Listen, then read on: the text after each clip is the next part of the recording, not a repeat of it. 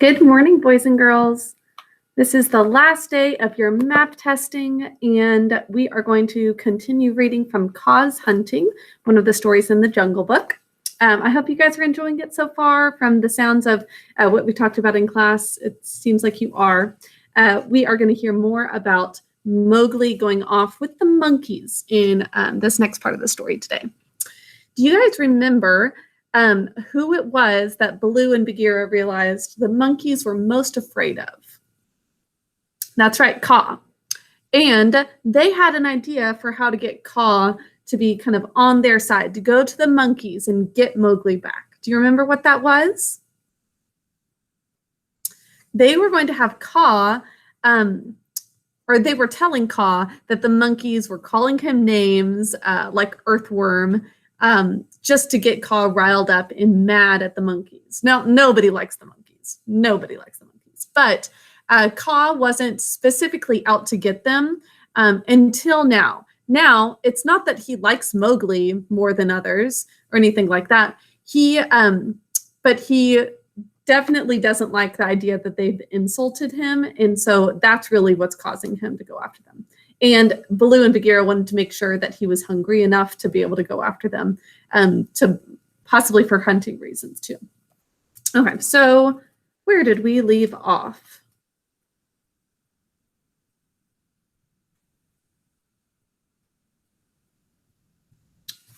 Sorry, I'll have to double check this.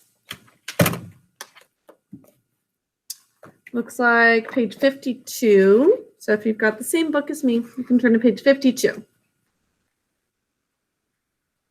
Oh, that's right.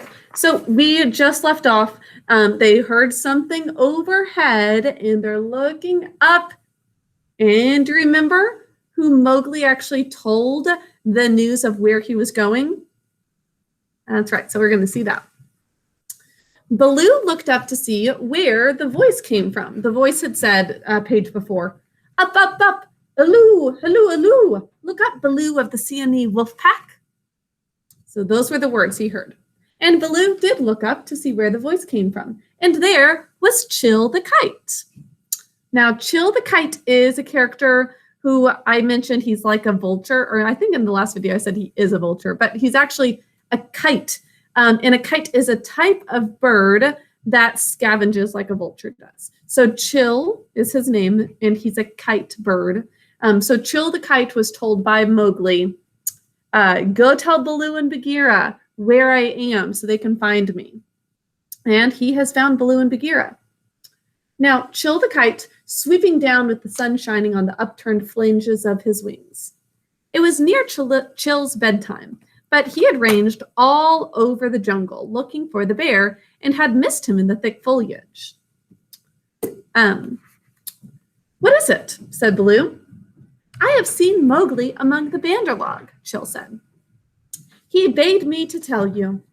I watched. The Bandarlog have taken him beyond the river to the monkey city called the Cold Lairs. So that's the name of this old town city that's been taken over by the monkeys. It was abandoned and the monkeys took it over. They may stay there for a night or 10 nights or an hour. I've told the bats to watch through the dark time. That is my message. Good hunting, all you below. Okay, so that's good information. Mowgli has gone to the Cold Lairs. And the bats, oh, and we don't know how long he's going to be there. It could be as little as an hour, or it could be for 10 days. And the bats are going to watch through the dark time. So they're going to be watching overnight to make sure Mowgli's still there, and not that they could do anything about it if he leaves, but they could give the information to Chill, and then Chill could be the messenger to them. So it's good to have other animals helping out in this way. Let's go ahead and take a look at, I've got some pictures of what the Cold Lairs would be like, so you can get a good idea of this. Okay, so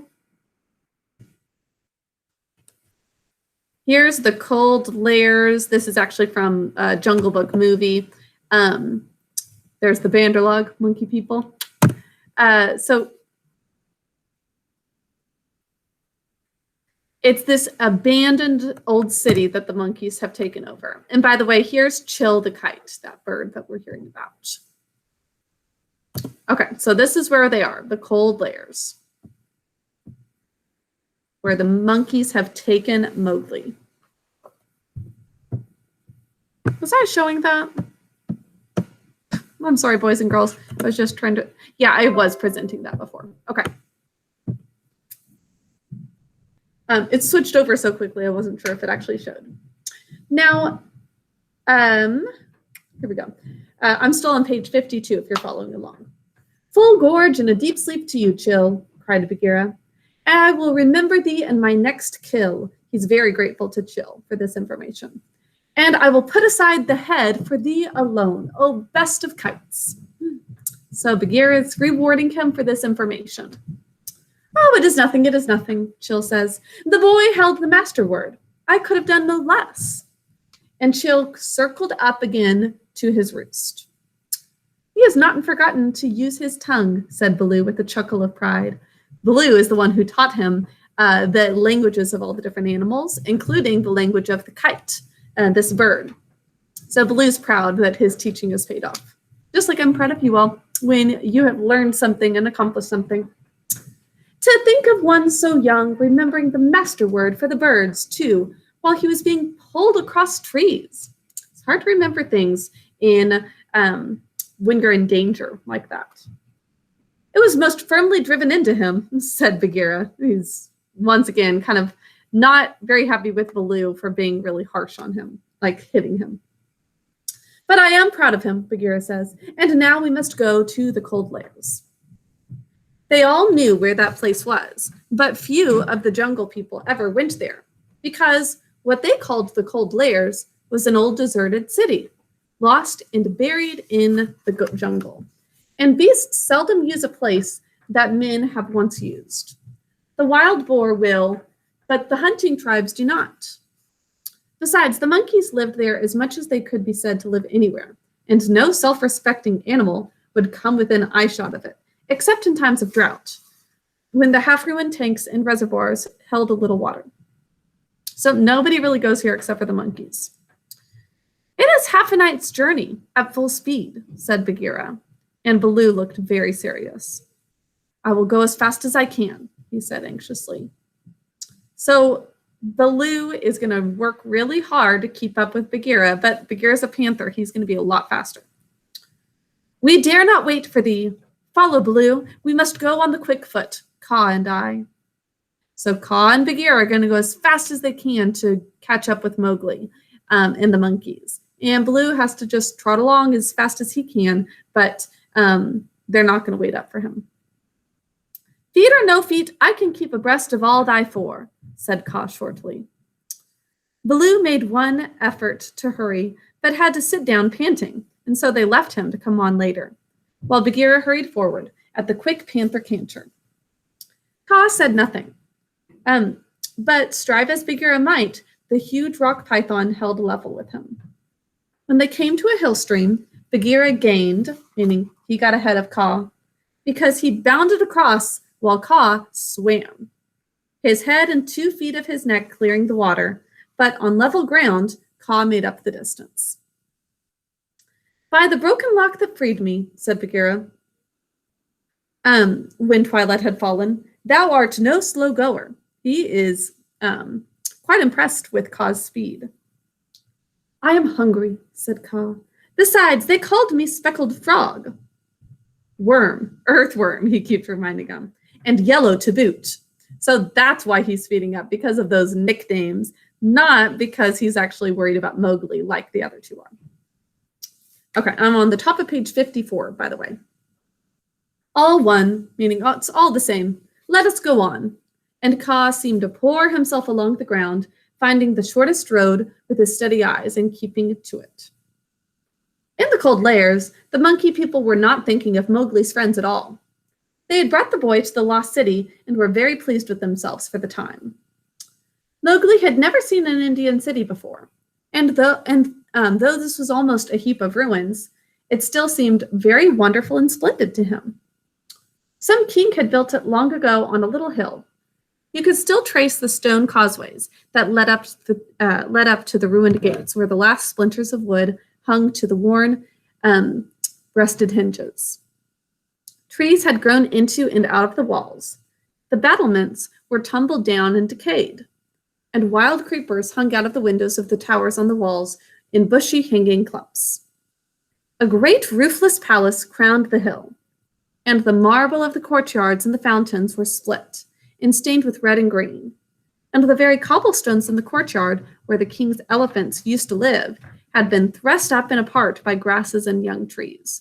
So all of these buildings are still where they once were, but grass is coming in between the stones and everything. Maybe you've seen some things like that before in overgrown areas, and trees are where they would not have been otherwise. So it's still majestic and very beautiful, but you can tell that nobody has been there for a long time. It's not been kept up.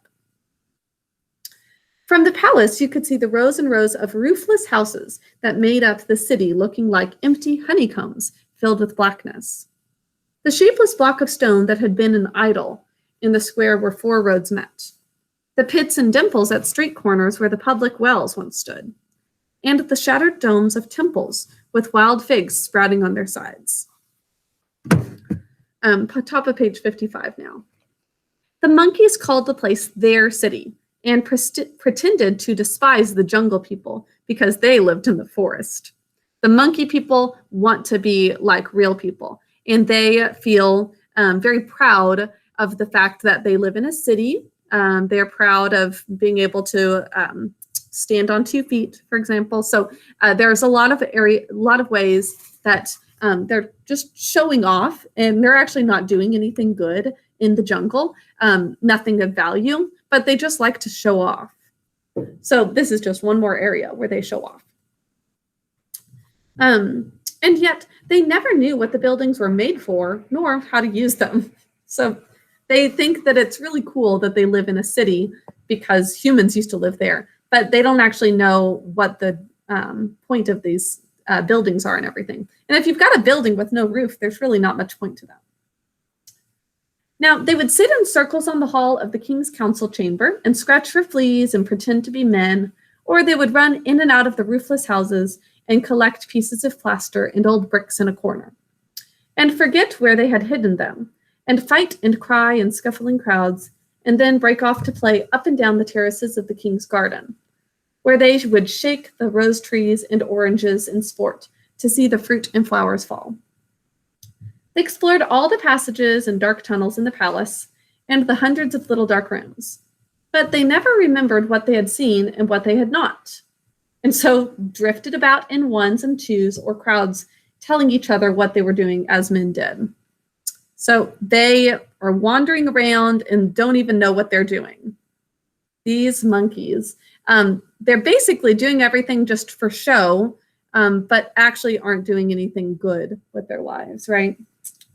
So they drank at the tanks and made the water all muddy, and then they fought over it, and then they would all rush together in mobs and shout, "There is no one in the jungle so wise and good and clever and strong and gentle as the Banderlog." Are these monkeys wise? Are they good? No, they fling things at all the other animals. Are they clever? No, they can't even remember, they act like walking through a building is a maze. They can't remember where they went. They get confused. They're not strong either. They're not gentle. So they're doing all of these things just for show, not honoring things that are good, true, and beautiful, right? That's part of our honor code. To honor things that are good, true, and beautiful, they do not do that. They do not strive for excellence in the things that they do. They don't serve other animals. They don't follow our honor code at all. Now, then all would begin again till they grew tired of the city and went back to the treetops, hoping the jungle people would notice them. It's always for show, always for people to notice them. Now, Mowgli, who had been trained under the law of the jungle, did not like or understand this kind of life. The monkeys dragged him into the cold lairs late in the afternoon, and instead of going to sleep, as Mowgli would have done after a long journey, They joined hands and danced about and sang their foolish songs. One of the monkeys made a speech and told his companions that Mowgli's capture marked a new thing in the history of the Bandarlog. For Mowgli was going to show them how to weave sticks and canes together as a protection against rain and cold. Mowgli picked up some creepers, like kind of vines, and began to work them in and out. So he is teaching them. And the monkeys tried to imitate it, but in a very few minutes, they just lost interest and began to pull their friends' tails or jump up and down on all fours, coughing. So they never persevere and stick with something either, right? They just give up because they're losing interest. I wish to eat, said Mowgli. I'm a stranger in this part of the jungle. Bring me food or give me leave to hunt here. Now 20 or 30 monkeys bounded away to bring him nuts and wild pawpaws. But they fell to fighting on the road, and it was too much trouble to go back with what was left of the fruit. Mowgli was sore and angry as well as hungry, and he roamed through the empty city, giving the strangers hunting call from time to time. But no one answered him, and Mowgli felt that he had reached a very bad place indeed. All that Baloo has said about the Bandarlog is true, he thought to himself. He's realizing there's a reason all the animals in the jungle hate them.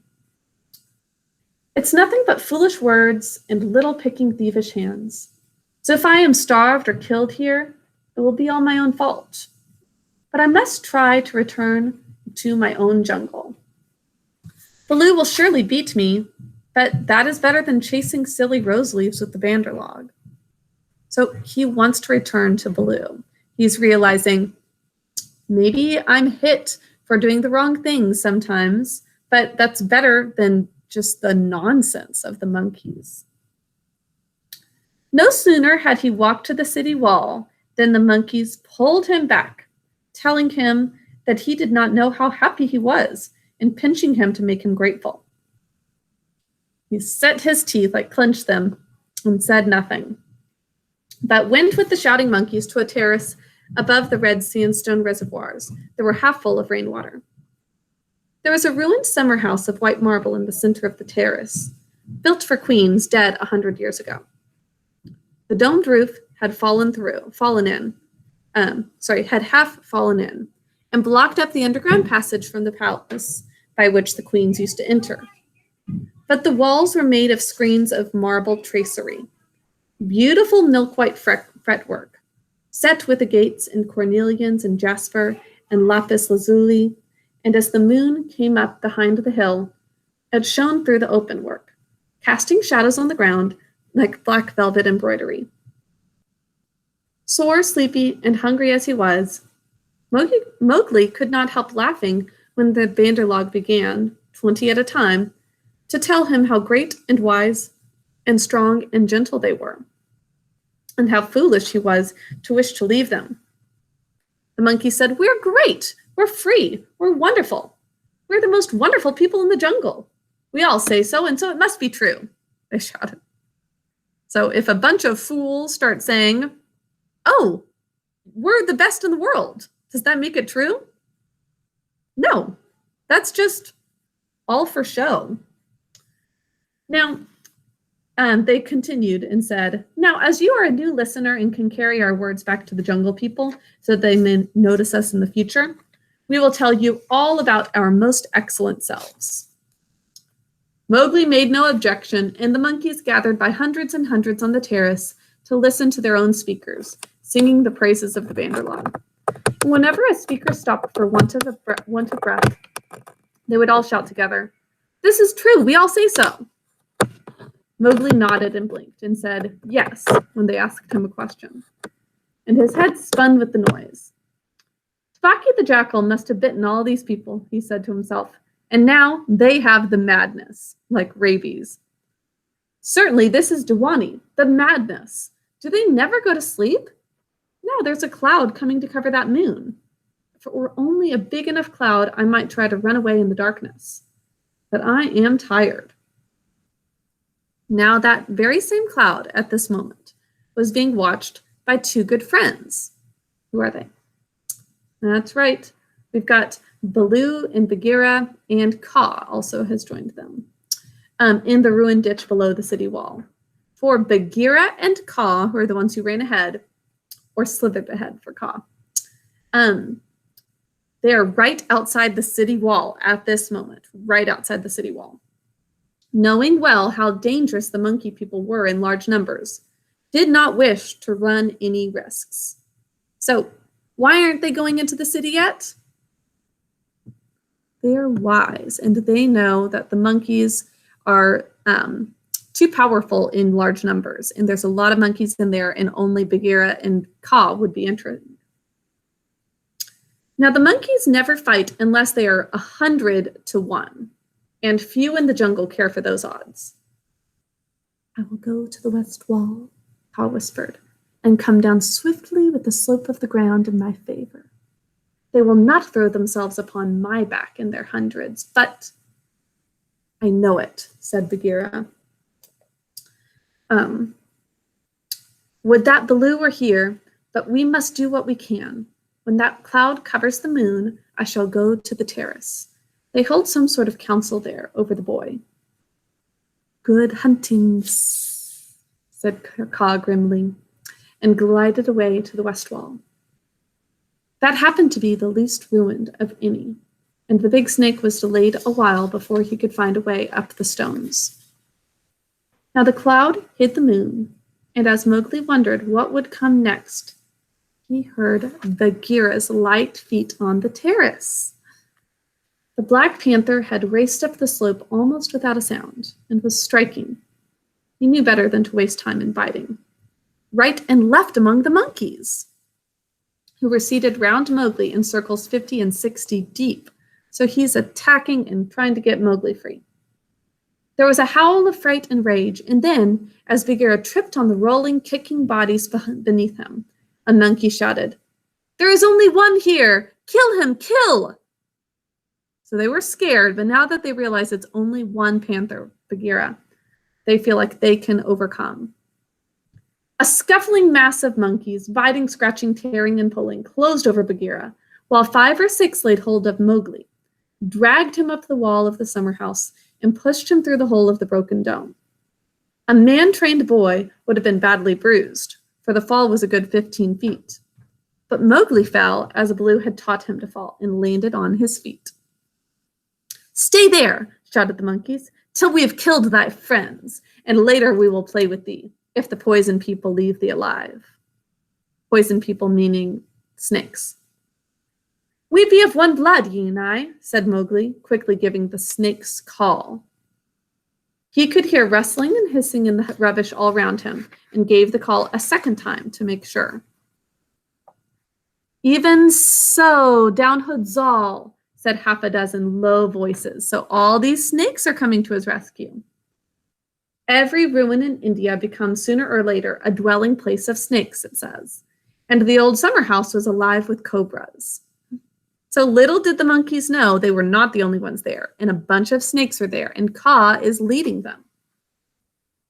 "Stand still, little brother, for thy feet may do us harm." Now Mowgli stood as quietly as he could. He doesn't want to step on them, peering through the open work and listening to the furious din of the fight round the Black Panther. The yells and chatterings and scufflings, and Bagheera's deep hoarse cough as he backed and bucked and twisted and plunged under the heaps of his enemies. For the first time since he was born, Bagheera was fighting for his life. He's never had such a challenge as this. Baloo must be at hand. Bagheera would not have come alone, Mowgli thought. And then he called out, "To the tank, Bagheera! Roll to the water tank! Roll and plunge! Get to the water!" Why do you think he's saying that? Maybe Bagheera can swim and the monkeys can't? Now Bagheera heard, and the cry that told him Mowgli was safe gave him new courage. He worked his way desperately, inch by inch, straight for the reservoirs, hitting in silence. Then, from the ruined wall nearest the jungle, rose up the rumbling war shout of Baloo. The old bear had done his best, but he could not come before. "Bagheera," he shouted, "I am here, I climb, I haste, Ahuwara!" "The stones slip under my feet. Wait my coming, O most infamous Bandar-log." He panted up the terrace only to disappear to the head in a wave of monkeys. But he threw himself squarely on his haunches and, spreading out his forepaws, hugged as many as he could hold, and then began to hit with a regular bat, bat, bat, like the flipping strokes of a paddle wheel. A crash and a splash told Mowgli that Bagheera had fought his way to the tank, where the monkeys could not follow him. The panther lay gasping for breath, his head just out of the water, while the monkeys stood 3 deep on the red steps, dancing up and down with rage, ready to spring upon him from all sides if he came out to help Baloo. So we've got the snakes, including Kaa. We've got Baloo. Bagheera is in the water tank. He's safe from the monkeys, but if he wants to come out, they're ready to attack him. It was then that Bagheera lifted up his dripping chin and in despair gave the snake's call for protection. "We be of one blood, ye and I," Bagheera says to the snakes. For he believes that Kaa had turned tail at the last minute. Even Baloo, half smothered under the monkeys on the edge of the terrace, could not help chuckling as he heard the Black Panther, asking for help. Okay, we're going to have to stop there. So we'll see if Kaa comes to his rescue. So I forgot that Kaa was away for right now. So the snakes are there, but Kaa, let's see if he comes to Bagheera's help. Okay, that is all for today. You'll have a couple questions to answer, and I'll talk to you soon. Enjoy the rest of your day. Bye.